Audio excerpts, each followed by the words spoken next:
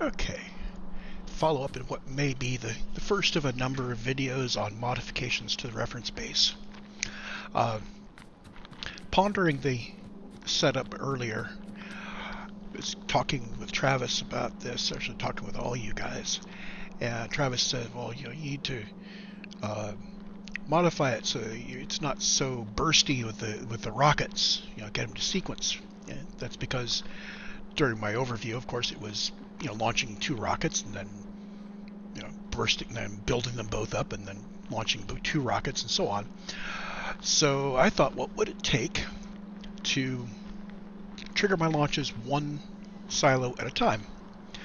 Now with 2 silos, I had a bunch of speed modules in beacons, but that's really kind of useless because it takes these guys 40 seconds from when the rocket completes through launching until it's ready to start build. So that's 40 seconds you're not actually making rocket parts. So you make them run faster and faster and faster, and you still have that 40 seconds. So adding those speed modules didn't reduce the total time that I cycled. So I thought, well, why not build more rocket silos rather than building 2 rocket silos with a bunch of beacons? I did the math, and it's, to hit 1 rocket per minute requires almost 9 silos.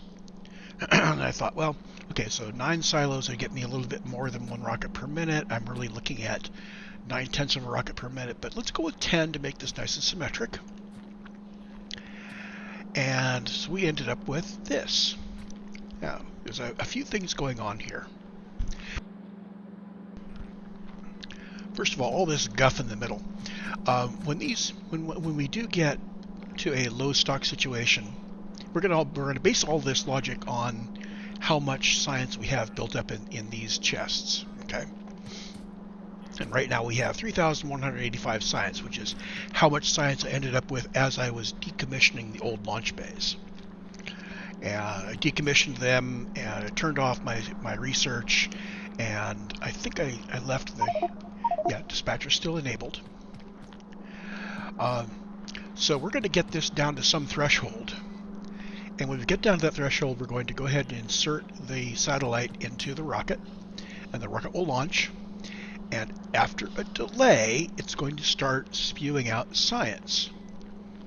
And we need to make sure that this can add more science to these steel chests so that when it's done, at least at some point, it gets up above its limit again. And we need to not trigger the next rocket right away. If we just do a level trigger, what we end up with is we launch a rocket, and then when we start thinking about the next rocket, we haven't got the science yet from the one. So the next one, so these tend to go up too soon, which is not too bad. I mean, I could do them launch a pair and launch a pair and launch a pair, but I looked at the pattern of how it comes out, and it wasn't really good. So I ended up re-engineering it a bit. The idea is to move the science as quickly as possible from the rocket silo into the boxes, and allow some way of monitoring as things back up, if they back up. So that's this really weird merger situation here. What I end up with is, for each vertical going to each horizontal there, each vertical goes to one horizontal here. And you do it through a box. So you use a mini loader to put in the box and a mini loader to take it out. In practice, because our throughput is so fast, we end up completely filing away all the science from each rocket before the next rocket even starts. So this is not here for storage. But we do count any that are in transit there. An earlier design I had used a lot of belts and mergers, and I was dropping logistics onto every belt, and that really was kind of slow. This may be overkill. Anyway, so what I picked out was, conceptually this is simpler than it looks. We have a token that goes around this big ring. Token ring, ooh, 1970s computer networking, ooh. So the token hits here, And this first belt is frozen until this rocket has, well, until this is frozen until we have capacity to accept more science. That's really what it is. So when our science drops down below this signal, then this belt will allow things through. You could think of it as either as the threshold where we trigger a rocket, or a threshold where we know we've got space to store the stuff for the rocket, and so on. But in this case, it's just a threshold. The second one says, wait here until we have a satellite ready to go. So we've got this requester that's requesting in a satellite to be placed in the rocket. And this belt will allow the token to pass if the satellite is in here, or if it's in the stack inserter itself. This gives us a little bit of extra time. So what will happen is when our token gets into this belt, it will be allowed through if we have a satellite, and when it's here, we get our first action, which is that this inserter will see an L. This L here says if there's anything on the belt here, we output L equals 1. So L says launch. So as long as our token is inside that belt, which is going to be however long it takes a blue belt to move you one square, this inserter will be enabled. And that should be enough time for us to pick it up and get going. I think that if it goes disabled mid-swing, it still finishes the swing. I'm not absolutely sure. But we do know that it will be enabled for at least the time it takes for us to move across there, and I think these are pretty fast. From there, it heads into the next one, and this set of things is a up counter with a limit. So right now, it's got this. Oh, how am I going to describe this?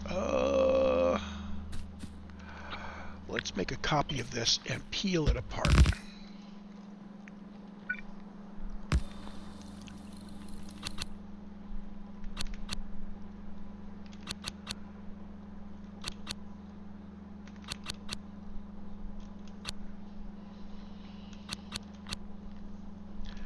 I think that makes all of our connections clear. So the core of this is basically these three here, I believe. Is it?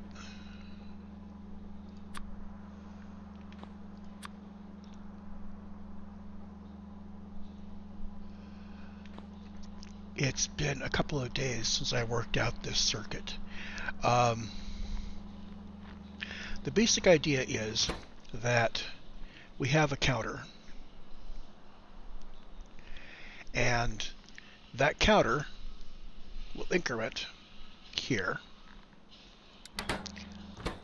until the signal P goes away. So as long as P is equal to 1, then we're going to output a T from here, which will increment the counter. So we output a T. One of these guys, the input is cooked to its output. I think it's this one.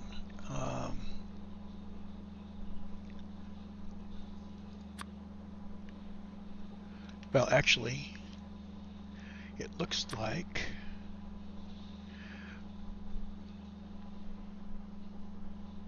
I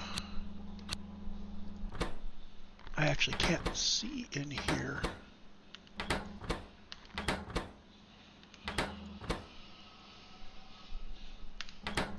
Anyway, so the net effect of all of this is that when something arrives here, these two detect empty and present for the tokens. So in any case, we will always have either empty being set if there's nothing there. Using this, everything equals to 0, we do empty. And this is present. Anything greater than 0, we're present. Now, it does E and P. Now, if anything is present, then we go to here. P equals 1, we output a T. So if P equals 1, we're outputting 1 T. which feeds into this guy, and we get t counting upwards, zip, from 0. Now, at some point, t will be equal to z. Let me go back to here. So as long as t is less than z, we're going to output 1t. Somebody is passing t through. Okay, so if p equals 1, then we are passing t here. And if t is less than z, then we output 1 here. So I believe this guy is the guy that has its input matched to its output. Anyway, the net effect here is we get a counter that counts when something is present and stops counting when t is no longer less than z. So when t reaches z, it will stop counting and it will keep t at that high value. And that goes over to here. And this guy, basically when t is greater than or equal to z, when I reach my terminal count, I output g equals 1. And here, this says if either E or G is set, then we output A, which enables the belt. So the net effect here is this belt will be enabled if it's empty, so allowing things to move in. Once it gets in, the only time it will continue to move is if we reach the final count. So the net effect of this whole cell, I've used it over and over again, is if we get a token coming in, the token stops in that square for a fixed amount of time and then continues along its travels. There we go. So what do we do here? Well, we waited here until we had space for the science, or until it was time to launch. We waited there if we didn't have a satellite. Normally we will have satellites everywhere, but if we for some reason don't have satellites, this will pause our launches until we have a satellite here. Then we land in this square, which says just pause here for a moment. And how long that is, that's this z, which is 300. So 300 ticks is 5 seconds. So our token will spend 5 seconds paused inside this place. Now during those 5 seconds, we also read out E here. No, we didn't. This is the belt. We're reading out the belt directly. We say if there is a token here, then we output the L. So the L is what actually launches us. I'm sorry, it wasn't this guy that did it, it was this guy. So we wait here until we have a satellite, and then we proceed to the third point, the third trigger, which says, okay, it's time to insert it. We go ahead and insert it, and this 5 seconds means that we have enabled this for 5 seconds. I'm pretty sure that we only insert one satellite in the rocket, but the rocket is not going to cycle and be ready again in 5 seconds. That doesn't happen. I don't care how many modules you have, because remember, it takes 40 seconds. So now we move on to the next one. Now, if we finish this 5-second launch and went directly onto this guy, we won't have gotten the science yet, so I need a delay here. So we capture it again, and we wait for this long. And in this case, this is 2,400 ticks. So divide that by 60, and that's, I think, 40 seconds, 30 seconds. Hold on. Slash 2400 by 60. That is 40 seconds. So what I'm doing is I am forcing a 40-second delay here. So 40 seconds there and 5 seconds there. This means that the token will take 45 seconds to go through this. Our target here is to launch one of these per minute, or slightly faster. So if I spend 45 seconds dealing with this guy, that means that if everything is ready, we could do every 45 seconds-ish, plus however long it takes the token to move, if we're doing catch-up. So we've got some extra margin there. And we can tune these numbers. What we want is for the delay to be long enough so that by the time the token gets here, our science has flown. Either all the science is packed away, or at least enough science so that we are normally going to be above the threshold. Okay, so that's our minimum. Our maximum, obviously, if we waited too long, then our maximum pace of launches would be too slow. So if there's a long belt, and we have 2 long belts, then we can take this quantity and we can reduce it so that, again, by the time we arrive at the next cell, we will be, the science will have brought ourselves back up, so we're no longer below the threshold. And you just repeat that for each one of these. And we have a long delay here at the end. So when I turn it loose from here, this is going to take a while to go all the way around to the top one. So I stepped on the belt and turned off my belt equipment and measured that, and I thought, oh, that'll take a while. So this is now at 2400, and I forgot to reduce that. It was around 10 seconds, so I need to subtract out about 600 from that. So let's reduce this to 1800. Apparently, I did that measurement and forgot. That was like one of the last things I did, was to assure that that measurement was right, and I didn't get it in time, and I forgot what my number was. Let's see, what did we have up here? Yeah, 1800 was the number. I did it up here, and I didn't do it down there. I probably did a copy paste. Yeah, like I said, I did this a couple days ago, and I've just been kind of thinking about it and making sure I knew how I wanted to present this. So there's the logic, and that'll trigger a launch. So let's take a science pack and use it as our token. I'm going to start it here so that we get this guy to move, and then we get this guy to move, and onward and upward. They're going to launch about once per minute. Let's run this at speed 2. So you notice that right now we are stalled here because we have more science in our science area than we need. So it's not time to launch yet. I'm going to turn on my research, and the quantity on the red here, the number of flasks will start decreasing at 1,000 per minute, or 900 per minute, probably 900 per minute. And when it gets down to 2,000, we will trigger a launch. And at that point, we will cycle through to here for 5 seconds, and here for 40 seconds, and then onward to there. So let's watch that. I want to research my follower robot count, because that's all the sciences. And you can watch that. Aside from watching that, I'd also like to put up my science here. Let's slow this down so I can make sure this is set correctly. So we are displaying all of the science production.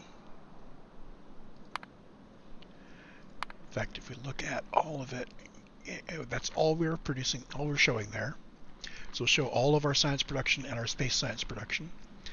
On the consumption side, we're going to show our science consumption, which will be a nice level thing, plus the consumption of the various things to make rockets, low-density structures, and rocket control units, and rocket fuel. So 10 minutes gives us a nice view. Go back to 2x speed, and I am going to just move this down here.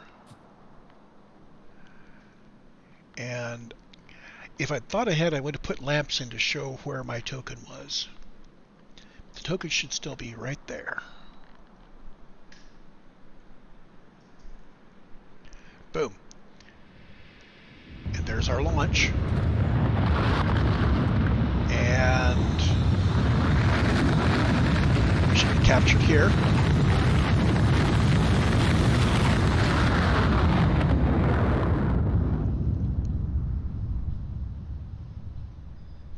This guy is still stopped. There we go. That released him. He's out here now.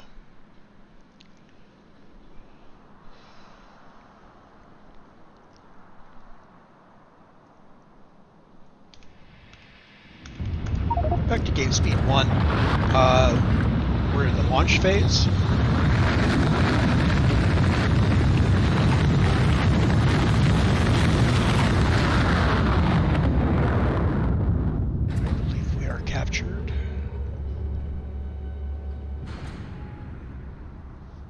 He is done, he will release, and we will go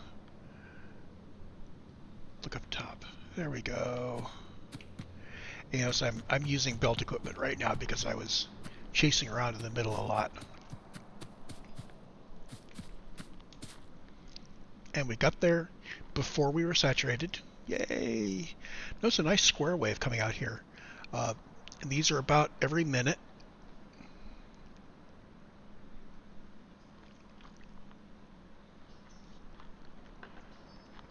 Should be 9 times every 10 minutes because we are hitting 900 per minute on the science packs.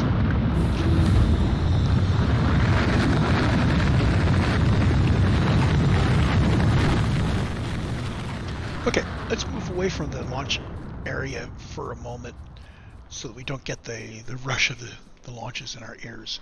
That's going to continue on around. Now you notice that the consumption curves here are rising. This is because all these guys pre-built their rockets. So we're going to be ramping up our consumption of these components over time as more and more of our silos are actively building new rockets. Let's go back to gain speed 2.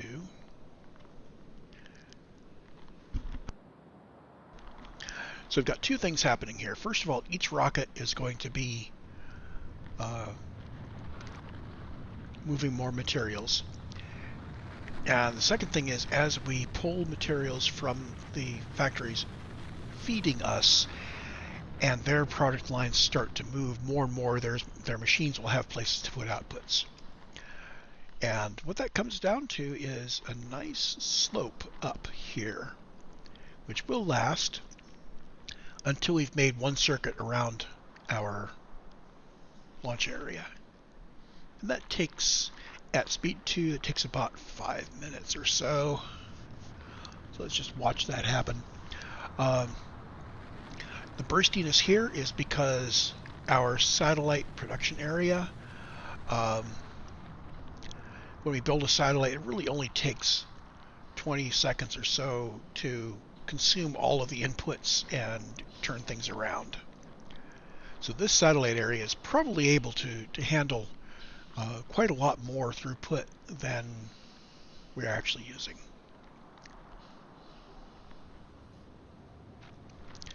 And we have nice little robots moving one satellite at a time. So the 1 hour view is going to show space science packs here nice and solid at 833 with an occasional jump really high. Because the sampling period here is just a little bit slower than our launch rate. I was kind of hoping this would be a nice level thing, but the chances of having exactly, one launch per sample, that's not going to happen. Anyway, so the key aspect of this is that once we get flowing, we should see all of our launches coming off nicely on this 9 times per 10-minute cycle.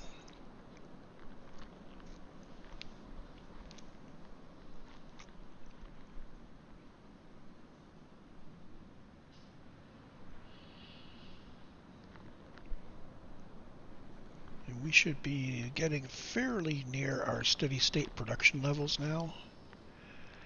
With 10 rocket silos, it takes almost 9 launch times to build a rocket. So what we will see is normally we'll have either 1 or 2 rockets ready to go. So steady state, we should fire off a rocket, and then shortly after that, we fire a rocket, the next rocket should already be ready to go. Shortly after we fire the rocket, the next rocket after that should come ready. There will be some irregularity there because this is not a perfect balancer, of course. I believe that we have enough inflow of materials so that no silo is no silo has the ability to starve the silos downstream. So it may just simply work. So there's our 10 minutes. And we have launched 9 rockets. As the first rocket we launched, its silo is ready, and the next silo comes to ready while we are still moving science out. So our timing looks good.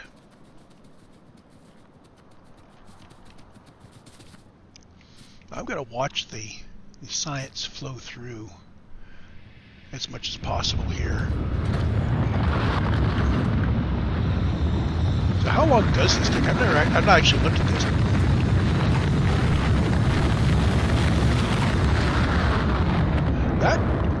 That only took like 7 or 8 seconds to get all of the science from this guy all the way through. So it could be that 10 seconds is how long we need to wait for everybody.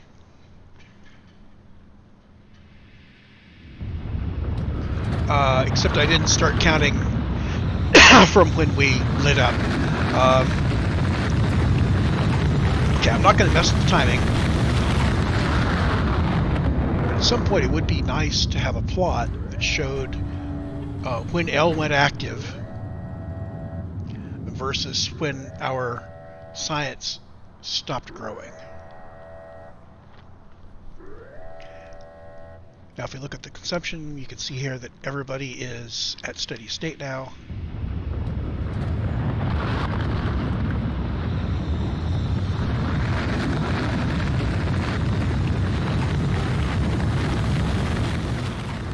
Now that's not saying the entire factory is steady state yet.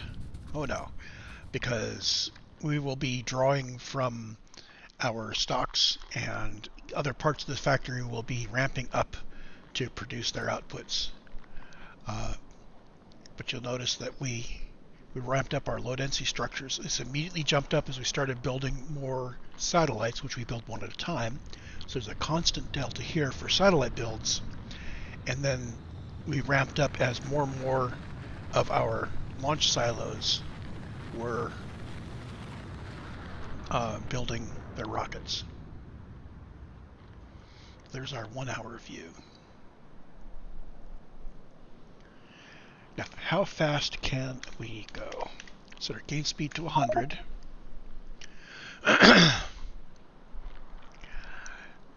Unfortunately, the complexity of this launch area over here may be impacting us. Notice that we're only getting 135 updates per second now. 140 maybe. And with the old layout where it was very simple, you just shove stuff in and let it go, I think I was getting 240. Oh, actually zooming in like this helped a lot. 180, that might not be hurting as much as I thought, because 180 is good. Control F9 to get at the canonical zoom level. Let's see if I can correlate this to when we launch. So we're at 110 to 120-ish. And we get a launch.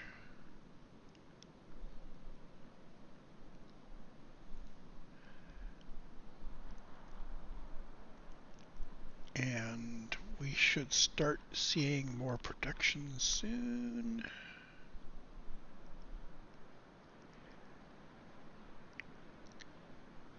Yeah, I'm wondering if it's bringing up the production thing. Bringing up the production thing is good for a bunch of UPSs. Okay. So anyway, it's kind of cool. It levels out the production rates. It does cost some update time. Part of that is going to be the logic. Part of that is going to be the fact that there are more entities, and I am not sure what the UPS cost is for the express mini loaders. So there's that. Another way to do this would be to replace those express mini loaders with stack inserters, and do whatever is necessary to get maximal output rates from the rocket silos, and merge it all together and get it fed out into those output boxes as quickly as possible. One thing I don't want to do is just make this purely timing based. I do need to throttle it so that we don't end up having people not be able to launch because they're literally full of science. Nor do I want to have it so strict that if we fall behind, we can never catch back up, because that leads to falling behind a little bit here and a little bit there. There's always jitter.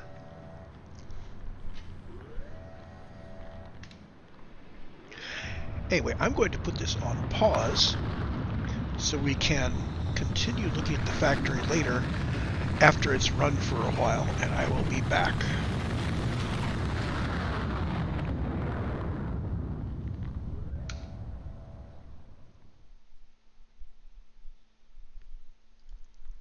Well, that paused the game. Okay, this time I'm going to pause OBS properly. I thought I had that set up to pause OBS. Okay, we are back. It's been almost an hour. We've got some interesting patterns going on here in our production and consumption graphs. Let's take a quick look. First off, if we look at our raw plates and such, that's pretty level. So we've got mostly iron plate coming in. This is bouncing around some. I think this is bouncing around less than it was before, but not by a whole lot. We almost leveled out here. I'm not sure what its long term is going to do. I will let this run for a few hours, and we can come back and take a look at a 10-hour retrospective later. Let's make sure this doesn't roll us off too quick. So plastic bounces around quite a lot because we don't use anywhere near as much of it as we could be producing. So when we do produce, we're producing very rapidly, and then we fill up our outputs and we're done. And then somebody grabs some of the train and we fill it back up, and so on. Steel has been very level. A lot of these are going to be the same thing. Solid fuel is used two places. It's used for actually making rocket fuel as an intermediate product. Remember, you make solid fuel out of light oil, and then you take the solid fuel and light oil, you make rocket fuel. So this should be, it's sort of correlated. We also use solid fuel, if I remember right, in making train fuel. I am not sure why that has that big hump upward there. I really don't know. Especially since there isn't a corresponding hump in the rocket fuel, which has just been absolutely level in terms of consumption. Oh, this is consumption. Let's take a look at production on these guys.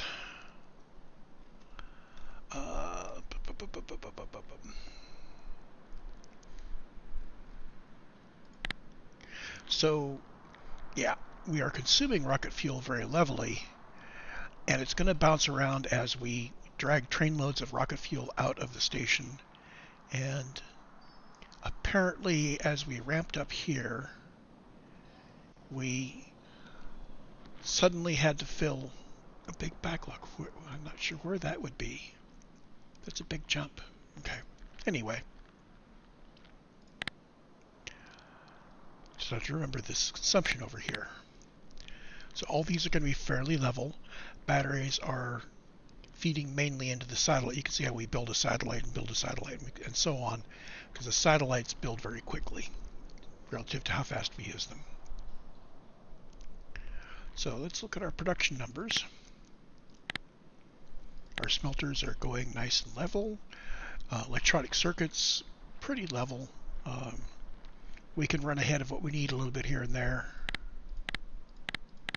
Plastic is all over the place because we produce it very quickly and fill up our stock and then stop. red circuits. Again, most of these are going to be the same thing. There's the solid fuel we noticed earlier. Get down to the lower production numbers. Now, low density structures, our main consumers there are the rockets themselves, and I believe also the satellites. So these will bounce around. We had to overbuild the LDSs by a bit, and we had some challenges there. Just for reference, there's our nice level 900 per minute production rate on our science, and there's our production rates for space science. Let's get rid of LDSs there. It's 10 minutes is still showing this nice square wave. At the 1 hour, there's our sampling related thing. Now batteries, let's turn off our science here real quick.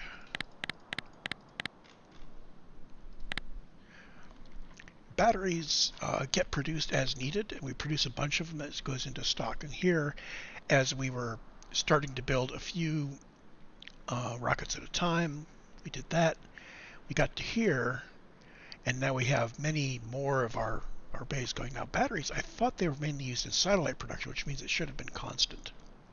So it could be that this is just us running out of backlog stock somewhere. Anyway, that will continue like that. Engine units, once we start cranking those things up, they just go. You see that same pattern in the iron sticks and the gear wheels, and if I can find them, the pipes. See, these guys just crank up and keep going because they're produced only a very little bit above our steady state, so they just kind of wiggle around a little bit. Next interesting one, well, we've looked at rocket fuel, I think. So production of rocket fuel has to match what we need for our rockets, and I think this is also used in satellites, and it's also used as train fuel. So we have some noise here for train fuel. RCUs. Again, we produce RCUs faster than we need them, so we tend to burst them. So we burst a bunch of them, and then people use it, and then they go get another train load, and they go get another train load. And how does that line up with our space science? You can see that that's the wrong scale to see what's going on there. So it's not really once per rocket, but we can see that we start ramping this up just before we launch this rocket, which is about when the next one along the line is done, when the previous one is starting to build again. I'm not sure when, so this represents a rocket launching. I'm not sure when it starts actually building more rocket parts. We probably can see that. Batteries. Solar panels are used in satellites. You notice the ups and downs there, like more obvious if we get rid of these guys. Oh, come on.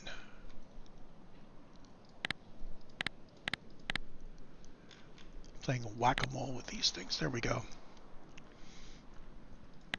So solar panels and accumulators, notice those burst in as we're building satellites.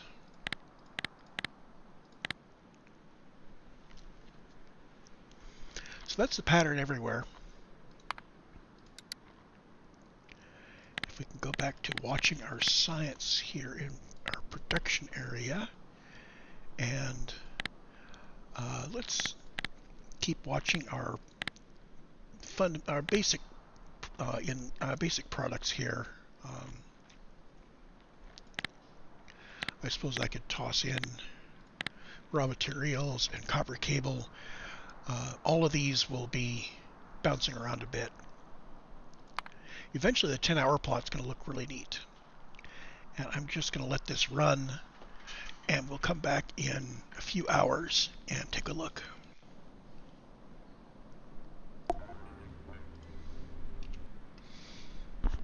Okay, so we're back, and after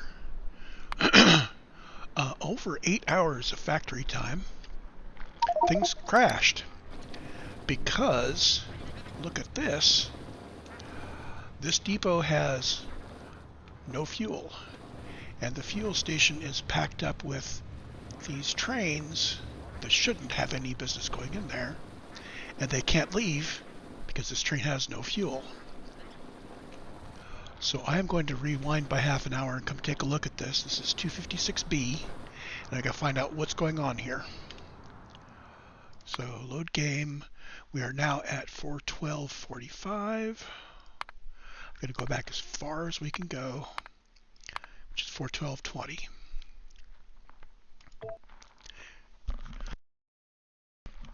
And we're headed to Depot 256B. 8 hours it took to see that because that was a train out of fuel situation.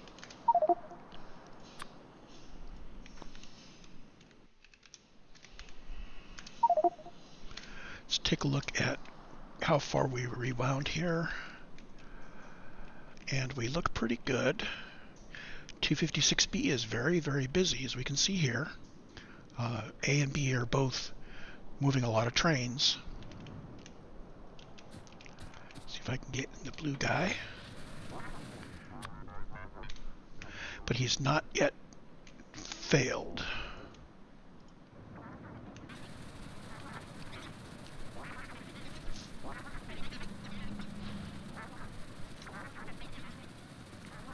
So this is unexpected. I think my previous runs were for almost this long, but we also recently did some work on the fuel delivery, and it's very possible that the changes I made to the fuel delivery, I didn't get this station set up properly. So I'm thinking that we were not requesting the fuel in, so a train ran out of fuel, and then other trains that were trying to come in ended up going through that station because it got them closer to where they wanted to go, despite the fact that there was a train there. When the trains do pathfinding, the presence of a station is very bad for them. It tells them, go away, go away, go away. So the only way to actually prevent trains from pathing through a station is to make sure that every path that goes through a station is simplified by not going through a station. Otherwise, you have to exit your lane into the station and have the station send back. So it's like we would have to come down, go up through the station, and come back down again. So we wouldn't do that. So at this point, half an hour ago, of course, we are already empty here, and we take a look at our. Okay, so we are configured, and here we go. Our rocket fuel requests for this station were set to 0, and we already have one train that's out of fuel, so let's go fix that now. I am going to need fuel, and I'm going to steal that fuel real quick. And let's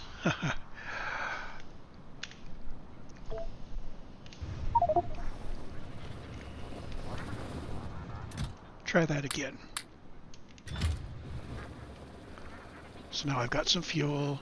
He's got stuff coming. Let's go find that train.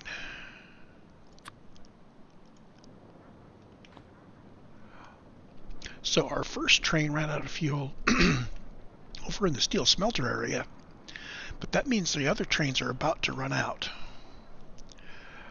So the next few minutes may be chasing down trains that are running out of fuel before they get back to the depot.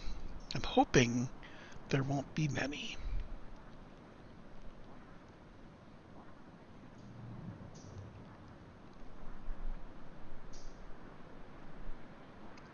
Now, I thought I had double-checked all of my fueling stations after I replaced them. There were some... Basically, what I did was I converted them all so they unloaded into active provider chests so that we didn't have that issue where I couldn't unload cargo wagons even though I wanted more fuel. So you unload into active chests, and the robots immediately pick them up and put them in passive chests if they're not already being requested. And that took a replacement of every one of those stations.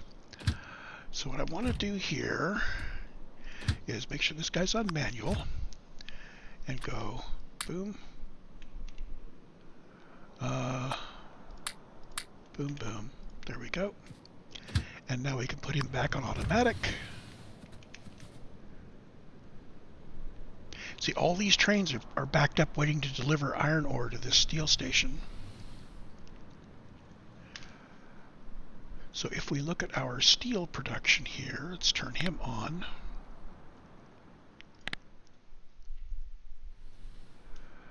Steel over the last hour. Well, it looks like we're doing okay. Even if this smelter had gone completely dead, and he wasn't dead yet, even if he had gone completely dead, we still would have made a game try at deploying, delivering. I think we actually need all three smelters for steady state, but we have a lot of buffer here, so we caught it in time. And look at how fast those guys are unloading.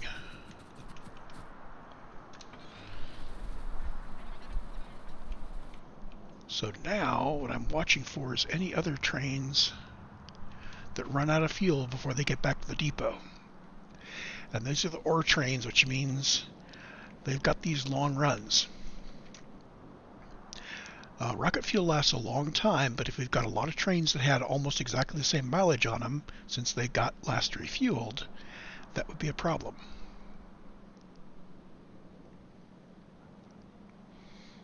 Anyway, now it's just a matter of waiting, so I'm going to go back and put us back on pause here.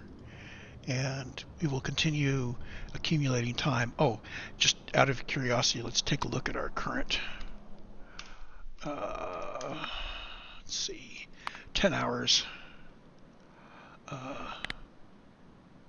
So here's what our 10 hours of production looks like on these guys. And if we turned on, there's our low density structures and our, what else do we want to look at here? How about rocket fuel? Rocket fuel is pretty consistent at this scale at least, and RCUs are pretty consistent at this scale. And consumption, look at how these are shaking out. I mean, we have copper coils and iron plates and iron ore all up here at the top, and then we've got a grouping of copper plate and copper ore. Then we've got electronic circuits sitting here, and then we've got stuff that gets smaller. Let's leave steel on. So that's looking pretty good. The last 10 minutes is the same pattern we've seen over and over and over again. We've got our nice square wave that is continuing to be nice and steady. And there's our last hour, which shows that our RCUs are periodic. Our rocket fuel goes up and down based on requirements from trains. And low density structures are kind of swinging all over. Okay, back to pause, and I will keep an ear out for any further trains running out of fuel, which I hope is an audible alert. Okay, quick overview before we let it run out the last bit. I wanted to see a full 10 minutes with our rising edge here. As we can see, when we started it up, it rose almost immediately to, well, not almost immediately, it rose to the steady state fairly promptly. It has continued since then, nice and level. The rocket fuel, of course, judders around. We had one case where too many different stations wanted rocket fuel at once, and it exceeded the maximum number of people that could be scheduled in there. So it wasn't a problem. You just had to wait a couple of minutes, well, a couple of seconds more like. But in the long run, I think more stations providing rocket fuel would be good. Possibly even if they are still only driven by the same production. Just being able to have more packed up, either more stations or shoot, even just a parking area coming in that would allow us to have more trains waiting for the fuel. Uh, Looking at the current layout, it's kind of tucked in the middle there, so it's not something I can refit. And given that, I'm not going to worry about it too much. If the train that is delayed is delivering fuel to a depot, well, the depots already have their trains filled up and the requester chests with enough for a whole new refueling and all of that. The risk here is that we have a train that wants to go build the rocket, and it can't get there because there's too many other trains. And the load time is fairly quick still, so I don't think this would cause us to slip our rocket schedule. But that's another thing to consider, is that perhaps bulk rocket fuel for the rocket itself should be kept very separate from the rocket fuel being dispatched out to the train stations for fueling the trains. Just a thought. We might even have an entirely separate refinery that all it does is provide fuel for trains. We saw the beginnings of that here in the 32K depot, where we requesting crude oil and we build our own fuel here, and that only goes to solid fuel, but it's the same idea. I wonder just how much of a refinery area we need on these depots to provide enough rocket fuel for the trains. It could be that it's something small that we could fit in. That's for future consideration. We'd have to know how often we were requesting trains in for those depots, and I'm not currently keeping track of that at all. Anything interesting I can look at here? Really, our production is just kind of continuing, and our consumption is just kind of continuing. We have those same levels being held, and it bubbles up and down. Again, this is 10 hours here, so this this is half an hour per vertical grid line. So this is kind of a slow meandering back and forth of our consumption, which makes sense because there's a lot of things in the factory that will request a train periodically. And when you get a train, that means that the furnace is going to kick up and smelt at its top rate until it's refilled its output buffers. So we totally expect there to be periodicity in the outputs, and the periodicities will combine potentially in ways that will look chaotic.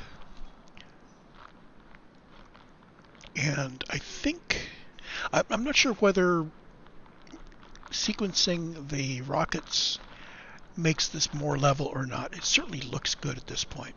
Let's look back 50 hours, because here, this is with the old rocket layout, and this is the new rocket layout.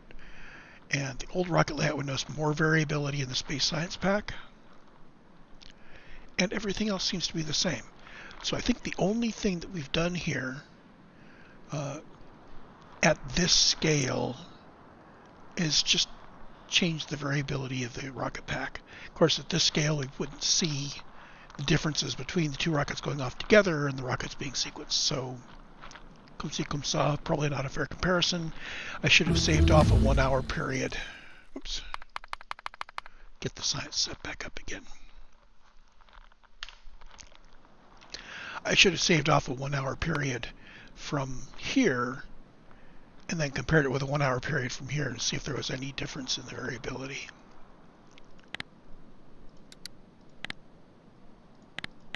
We can look at things one by one. What might be different? RCUs, I would say that's probably evidence that the RCUs were more level. Let's look at the rocket fuel. Rocket fuel was a little bit more level, not a whole lot. And low density structures. Yeah, so we're not seeing a big difference. However, having the rocket sequence after one another is still very nice. So what I'm going to do is at this point I'm going to go ahead and save this as my official IRTN save at 415 elapsed hours, roughly. 414.20. One last quick look at our traffic here. We have a number of stations that have captive trains that are unloading to provide additional capacity. And I think everything else is basically moving.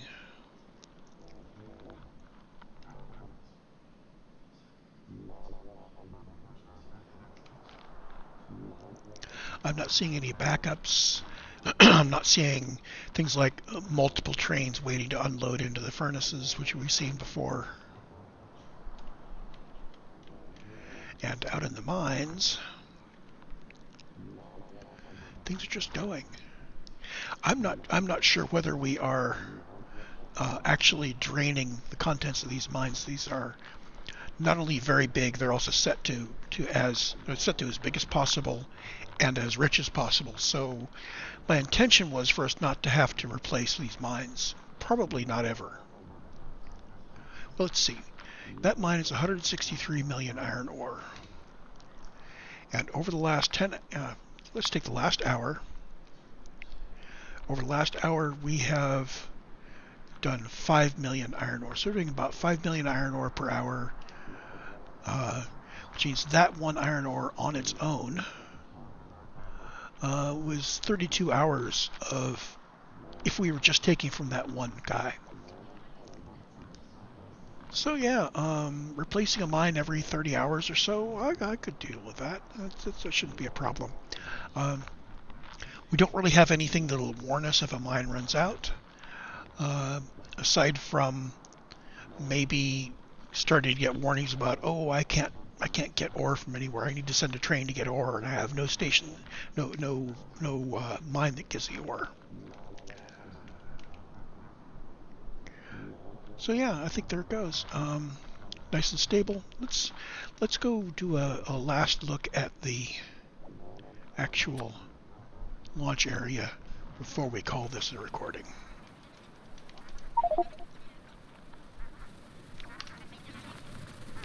Notice that our UPS is sitting around 110. I've got some other things going on in the background, but nothing is using up a lot of threads. So I think at this point it's just that we're just bona fide using up that many UPS on this particular factory. There's the debug numbers if anybody wants to freeze frame and look at them. Our factory update's running 7.5 milliseconds.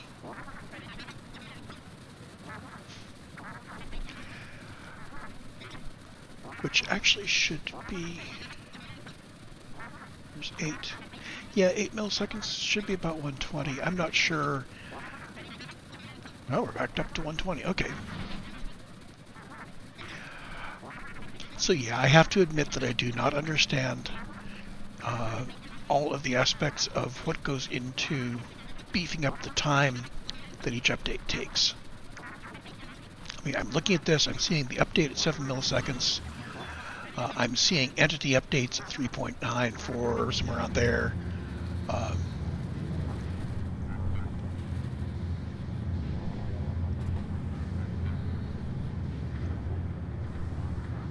See, entity updates. What else we got? Circuit updates are very efficient. I'm not worried about circuits anymore. Transport lines and circuits are both doing okay. I mean, it'd be nice if those were our limiting factor. Entity updates is at 4 milliseconds per frame. Trains are at 1.5 milliseconds per frame. Okay.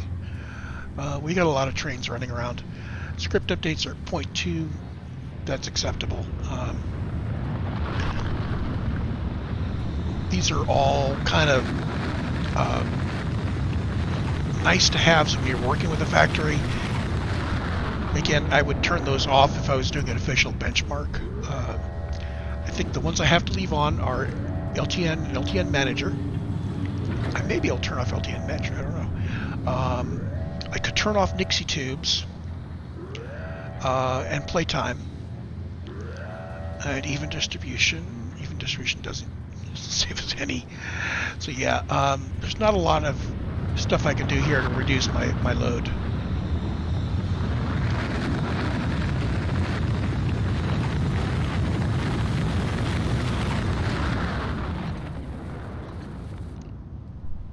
see, when we launch, our science buckets were going up to 2,500-ish. Gets down to 2,000, it will trigger.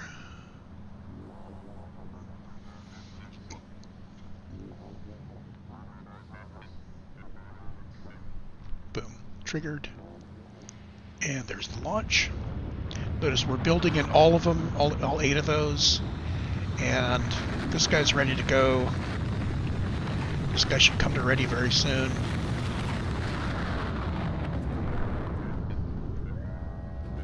There we go.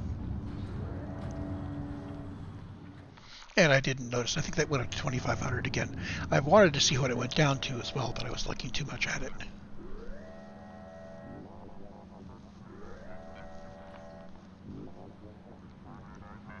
So there's the launch, 1,800, and 1,700. So it got down to just under 1,700. So we used just over 300 science at 1,000 science per minute, 900 science per minute. See, 900 science per minute divided by 60 is what, 15 per second? I don't have my calculator here. Hold on. Yeah, 15 per second. So 315%, it's like 20 seconds. It took before it started seeing science again. So I guess the moment that it loads the satellite is at the midpoint of the animation.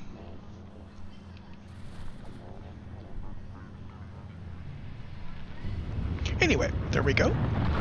All nice and carefully sequenced. And this is where I'll save it up.